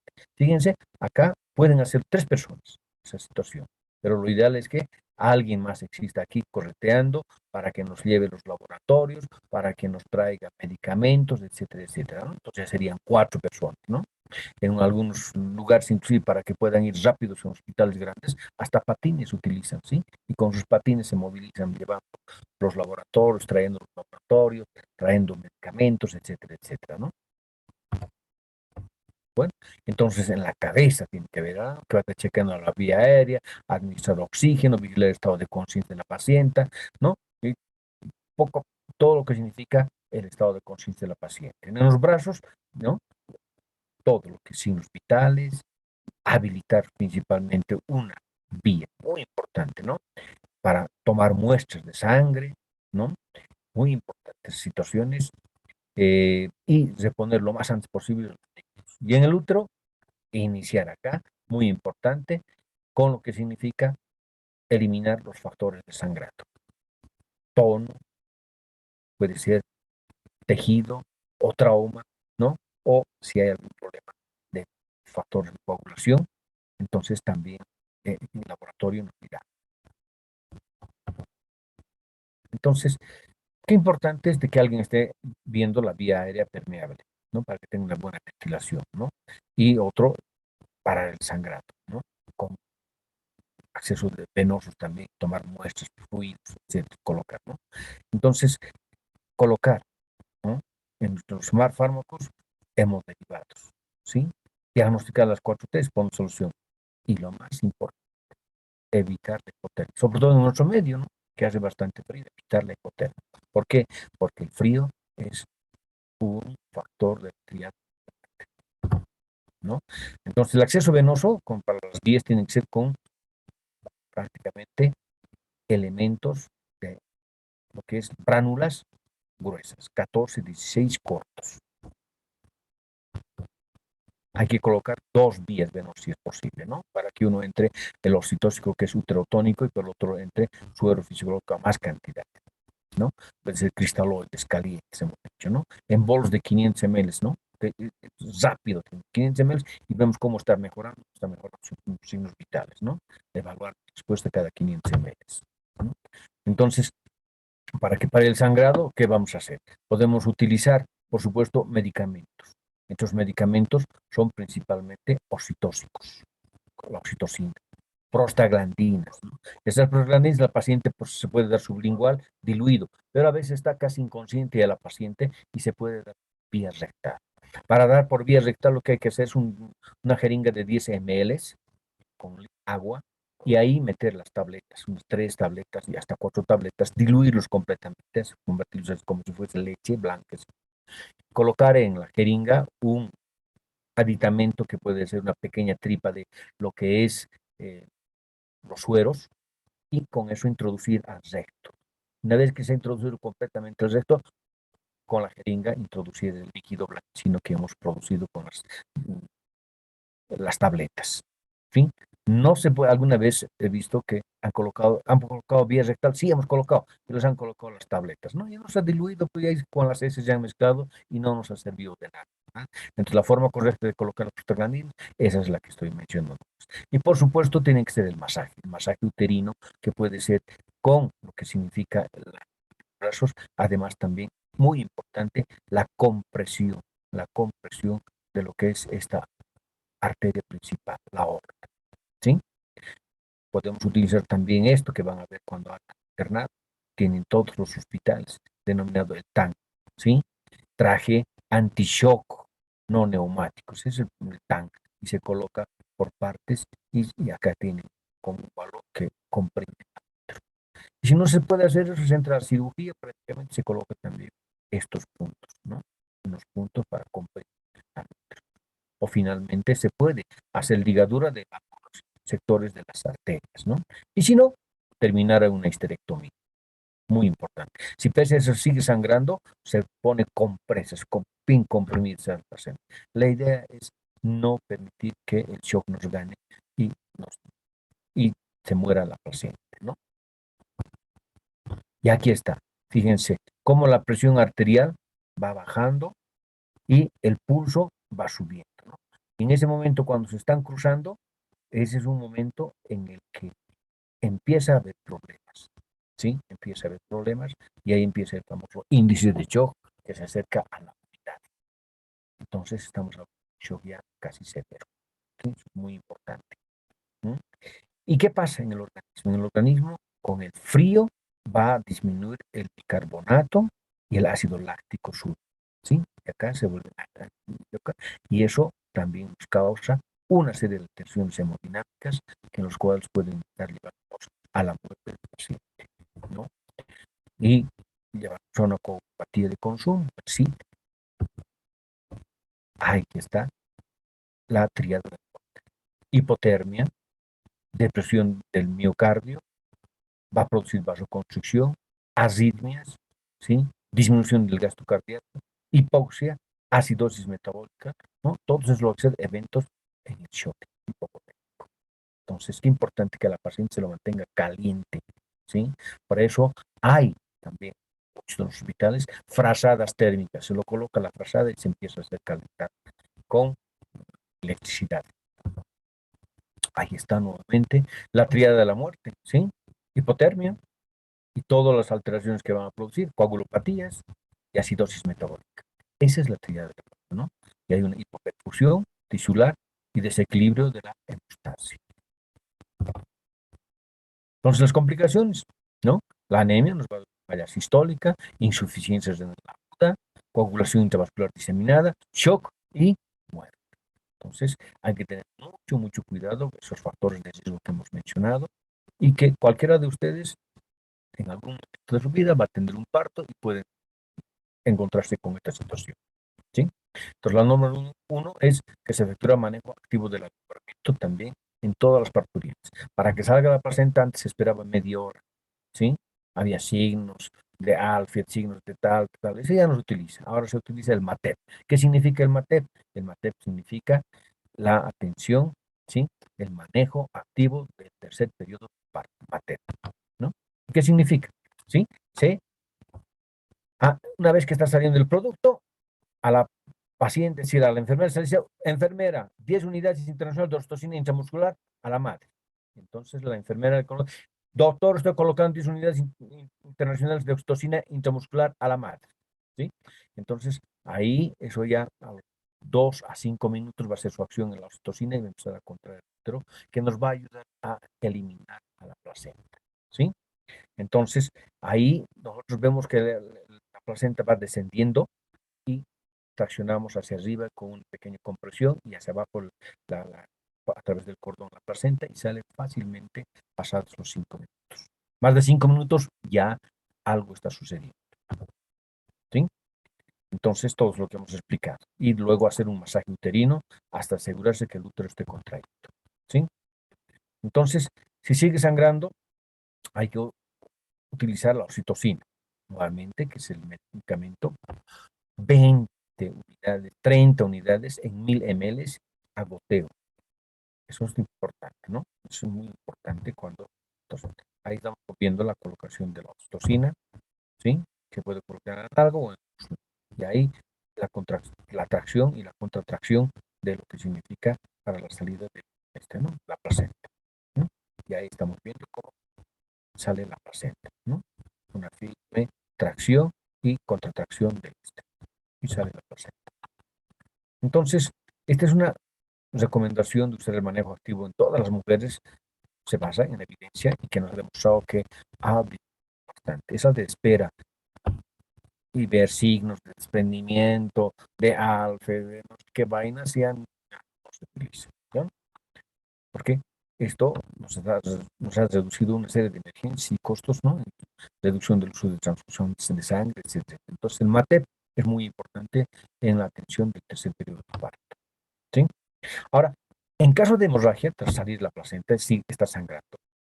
Entonces, se debe llevar a todo el que pueda. No tiene que sentirse avergonzado de decir, si voy a llamar, me van a decir que soy un chambón para atender un trabajo de parto. No, señor. Usted es chambón si no llama a gente que le colabore. Entonces, en caso de hemorragia, se debe llamar a todo el personal, ¿no? A todo el que pueda ayudar. Muy importante. Si es médico ginecobstetra, determinar la causa del sangrado, muy importante a través de los 4 test, ¿no? Si el útero sigue hipotónico, hay que masajear. Muy importante, utilizar el misoprostol. Si está todavía con la paciente, por vía sublingual, y es recomendarle a la paciente que no se asuste porque un poco va a empezar a tener escalofríos, pero es producto del misoprostol y que es para que contraiga el útero. ¿Sí? Importante luego transfundir sangre y colocar sueros calientes, ¿no? Muy importante la situación. Y, por supuesto, en el uterín con las 4 T's. Tratar de decir dónde es el problema, ¿sí? Entonces, si en caso de que sean restos, hay que hacer legrado. O limpieza manual, si es que no tienen letra. Si el sangrado continúa, sigue insistir con la comprensión bimanual del útero, ¿no? Y hacer una compresión de la aorta abdominal hasta que haga efecto, ¿no? Y esa es una forma de cómo se comprime al útero. De forma. A veces nosotros no podemos meter la mano y en vez de esto agarramos una pinza aro con una torunda grande y empujamos igual la parte superior por encima del cuello y con la otra nuestra mano, ¿no? Y aquí sería una pinza de aro con una compresa o un apósito. Y si sigue sangrando, pues se utiliza el taponamiento con balón de Bacre. Pero nosotros no tenemos balón de Bacre. Entonces utilizamos lo que se llama taponamiento con un balón hidrostático. ¿Y qué balón hidrostático tenemos nosotros? Pues el balón hidrostático que tenemos es el uso de adecuadamente los preservativos. ¿Sí? Y aquí vemos. Lo preparamos de esta manera, el preservativo. Introducimos al interior del útero y se va llenando con 300 hasta 500 ml de suero, ¿no? Los medicamentos que vamos a utilizar, generalmente hemos dicho primero siempre es la oxitocina, ¿sí? Muy importante, ¿sí? Luego se puede utilizar también la ergometrina, pero hay que tener cuidado con la ergometrina, que su presión no esté por debajo de 60, la diastólica, y que tampoco esté por encima, ¿no? Porque las preclámpticas, pese a que hay hemorragia, son elevadas sus, ¿no? No dar preclámpticas ni hipotensas la metergina. Y muy buenos resultados el misoprostol, vía sublingual o vía rectal. La oxitocina es la droga de elección, muy eficaz, que actúa 2 a 3 minutos ya. El costo es bajo. La única situación que hay que tener, que hay que guardar esas ampollas en refrigerador, porque si se lo tiene así afuera, es agua de monte. Muy importante. Efectos secundarios, tienen mínimos efectos secundarios, por los cuales se puede utilizar, se ha dicho, intramuscular, 10 unidades, o en goteo, ¿no? 20 o 30 unidades en goteo rápido, ¿ya? Ergometrina, ya hemos dicho, la única recomendación, fíjense, tarda un poquito más, en 6 a 7 minutos, la única recomendación que no se debe dar si su presión está por debajo de 60, y tampoco deben dar ustedes si la presión es por encima de 90, la diastólica. Efectos secundarios de lo que significa el metergin, náuseas, vómitos, dolor de cabeza, ¿no? E hipertensión. Esas náuseas, vómitos, dolor de cabeza es porque te baja de principio la presión y luego se dispara hacia arriba. Entonces, en hipertensas, en hipotensas, hay que tener cuidado con lo que es el metergin. Y el misoprostol muy eficaz, ¿no? Entonces, hay su acción, la máxima concentración es igual finalmente a 23, 29 minutos, ¿no? Entonces, no es que le van a poner ratillas va a ser. Fíjense que hay que esperar 20 minutos más, por encima de 20 minutos, ¿no? El costo, bueno, era antes alto, ahora ha bajado bastante el misoprostol y se consigue casi en todos lados, ¿no? Dosis y vía, ¿no? 3 tabletas de 200 miligramos, puede ser oral o sublingual o rectal, ¿no? Efectos secundarios, dice, temblor, escalofríos y un poco de alza de temperatura que hay que avisar a la paciente para que no se asuste. Entonces, vamos recomiendo uso de oxitocina, sobre todo para el manejo activo, porque hay acción rápida. Es bajo costo, tiene mínimos efectos, no tiene contraindicaciones y es más estable al calor, ¿no? Entonces, el medicamento más efectivo para prevenir los partos, ¿ya? Entonces, si hay desgarros, por supuesto, hay que buscar el desgarro y hacer la sutura lo más pronto posible, ¿sí? Si hay hematoma, hay que drenar ese momento, no hay que esperar. Drenar y buscar dónde está sangrando, porque el hematoma va a seguir aumentando, y ese hematoma además te hace problemas de coagulopatías. Entonces, la reparación muy importante, ¿no? Y por supuesto, la utilización de antibiótico, terapia profiláctica, porque estamos haciendo bastante uso de instrumental. Entonces, también vamos a ver si en el caso de hematomas, se les decía, hay que drenar más pronto, ¿no? Una sección amplia, evacuar los coágulos, lavar el área afectada, tratar de buscar el vaso que está sangrando, ligarlo y cerrar por planos, ¿no? Y colocación, si se puede, al tren para ver si todavía sigue sangrando, ¿no? Y tras este procedimiento siempre se debe utilizar antibióticos. Los restos ya hemos dicho, el legrado uterino o limpieza manual, ¿sí? En caso de que la hemorragia se deba a inversión uterina, esto es importante como pueden ver acá, ese momento tienen que colocar, tratar de con puño empujar hacia adentro y con la parte superior mantener hasta que se revierta la inversión. Y se puede hacer, ¿sí? Entonces siempre, pero administrando analgésicos, ¿no? O muchas veces es preferible que se le dé anestesia, ¿no? Y anestesia general para que pueda hacer usted esa maniobra de revertir la inversión, ¿no? Y por supuesto siempre hay que cuidarse ya porque todos estamos en maniobras, dar antibióticos, ¿no? Inclusive biasociado o triasociado, como el caso de ampicilina, metronidazol y cefazolina, ¿no? Muy importante, ¿no? Ahí también vemos cómo el troxericón con una parte y vamos finalmente un punto de ingreso, ¿no? Esa es la forma, pero en ese momento, si se deja ya un poco más, ya hay que utilizar anestesia general, ¿sí? Entonces la anemia es una de las situaciones más fatales que pueden llevar shock hipovolémico y lo cual puede traer consecuencias muy funestas, ¿no? Entonces, de forma rápida, eso es lo que se debe conocer en lo que significa el código rojo y la actuación. Muy importante, jamás trate de estar solo atendiendo este tipo de pacientes. Muchas gracias. ¿Algunas preguntas?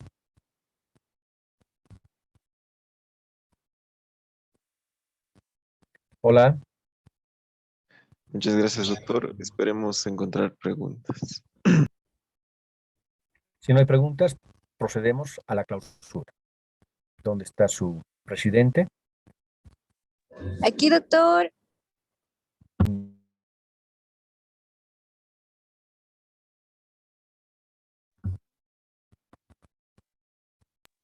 Doctor, aquí tenemos unas preguntas. A ver, adelante. A ver, buenas noches, doctor. ¿Podría explicarnos un poco más sobre usos y métodos para calcular la pérdida de sangre? Bueno, teóricamente existen varios métodos para calcular. Es decir, alguien que vaya tomando la sangre con compresas y los va pesando, ¿sí? Para decirnos más o menos si corresponde a 500 ml, más o menos, no 500 gramos, 500 ml. Por supuesto, descartando por el peso de ¿no? de la compresa. Otros por riñoneras, lo van midiendo por riñoneras, ¿no? Eso, pero el método visual no es correcto, ¿no? Pero lo primero tiene que ser los signos vitales. Muy, muy importante los signos vitales, ¿sí? Y en esos signos vitales el índice de shock. Sacar el índice de shock, por ejemplo, vayamos, por ejemplo, a sacar el índice de shock de lo que significa, hemos dicho, un shock severo, donde está la presión arterial, ¿sí? Estamos hablando de que está prácticamente en más de 120, ¿no? La frecuencia cardíaca directa, ¿sí? Y si nosotros hacemos frecuencia cardíaca 120, ¿verdad? 120 dividido entre lo que significa la presión diastólica, que está casi de la diastólica, 70, 60 está, pongámosle 60, fíjense, es la diastólica, ¿no? Pongámosle 70, ¿sí? 70 la diastólica, ¿sí? Y nos daría probablemente 1.7. Ha pasado el 1, ¿no? Cuando se aproxima al 1, el índice de shock está siendo ya muy peligroso. Llega al 1 o pasa el 1, esa paciente está en shock severo. Hemos visto el verde, el amarillo y lo que significa el rojo, ¿verdad? Entonces, si se dan, vamos a hacer un pequeño ejercicio. Eso es lo que hemos sacado ahorita, lo que significa en shock severo, ¿sí? En el shock severo. Y vayamos en nosotros dos. El leve, por ejemplo, vamos a ver.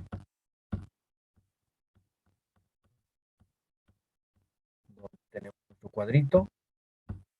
Acá, fíjense, ¿sí? Cuando está compensado, ¿no? Pulso está 60, 90, ¿sí? Pongámosle 90, ¿sí? Y la presión arterial normal. Una presión arterial normal, ¿cuánto es? Generalmente 120, 70, ¿sí, verdad? Entonces, estuviésemos haciendo, ¿no? Frecuencia cardíaca, 90 dividido, 90 dividido entre 120. Es decir, la presión arterial sistólica. Dividido entre 120. ¿Sí? 0,7, ¿no? Está lejos de la unidad. Veamos en el caso de lo que significa la leve. ¿Sí? Estamos hablando, ahí ya 100 llega ya. ¿Sí?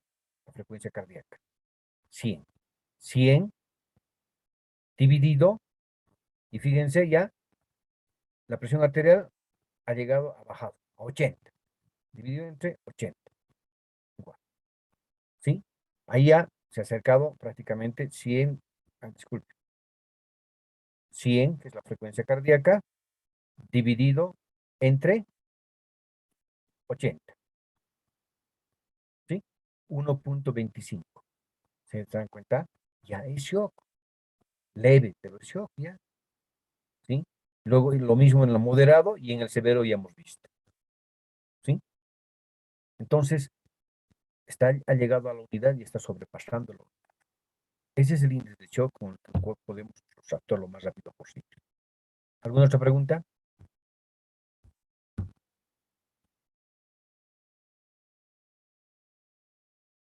¿Hay alguna otra pregunta? Sí, doctor. Aquí mencionan qué medidas preventivas serían más adecuadas para evitar la hemorragia posparto. Bueno, hay factores de riesgo y reconocer esos factores de riesgo.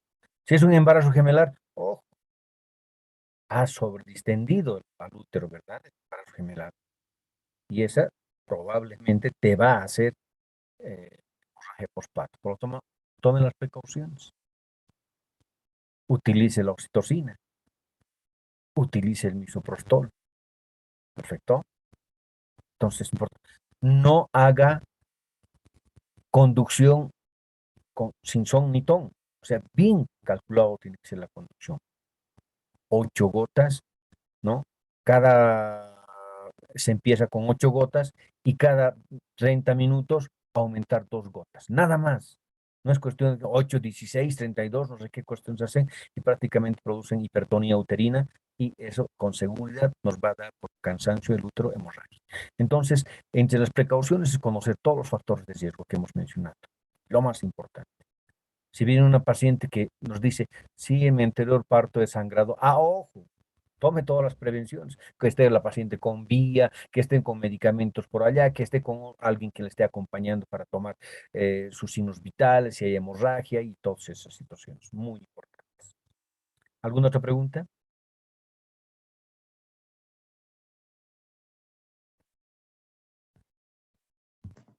Bueno, creo que son todas las preguntas, doctor. Muy bien, perfecto. Muy bien, procedemos entonces y damos la palabra a su dirigente. Bueno, doctor, primeramente decirle muy buenas noches. Agradecerle por habernos permitido hacer este curso de actualización y en nombre del curso le agradezco por seguir ayudándonos a formar para nuestro internado y espero que podamos en un futuro que nos vea como sus residentes o como buenos internos, doctor. Le agradezco a todos los doctores, igual expositores que han participado, junto con el doctor Jorge. Gracias por haber hecho esto por nuestro curso para podernos preparar mejor y tener un poco más de conocimiento. Le agradezco mucho, doctor, y espero que todo haya sido de su agrado y haya salido muy bien, doctor. Muy bien, pues en principio quiero también a todos ustedes reiterarles el compromiso que tenemos con talleres de simulación que vamos a hacer una vez que ya estén desocupados de todo el problema de sus estudios y sus exámenes finales, que realmente es todo un problema. Quinto curso realmente estás recargado de exámenes, de tal manera que una vez que terminen eso, pues ya poco a poco, por grupos, van al hospital y vamos a hacer cursos talleres con todos ustedes, que es un compromiso que hemos hecho al estar realizando este curso que es muy importante. Vamos a ver también que eso les va a dejar una huella en lo que significa, digamos, la atención adecuada de la paciente. Bueno, con esto quiero dar por concluido un curso que hemos preparado para todos ustedes, esperando que haya sido de su agrado. Me despido de ustedes y agradecerles nuevamente. Hasta la próxima. Muchas gracias, doctor. Muchas gracias.